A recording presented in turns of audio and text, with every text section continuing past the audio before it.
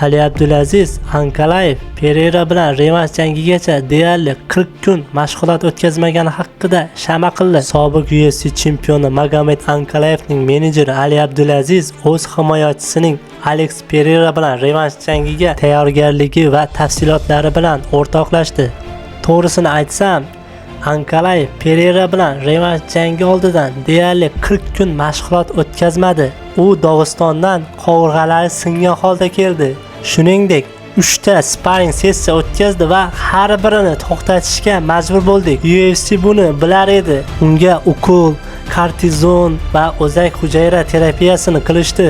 Men uni jangdan voz kechishiga ko'ndirmoqchi bo'ldim, lekin u menga quloq solmadi. Men unga tom ma'noda iltimos qilgan edim. Biz birga g'alaba qozonamiz va birga mag'lub bo'lamiz.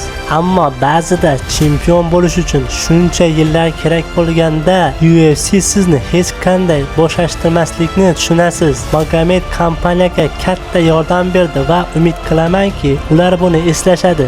Rostini aytsam, Ankalaevga chempionlik jangi uchun yana bitta jang qolgan deb o'ylayman. U va Alex hozirda 1-1 hisobda.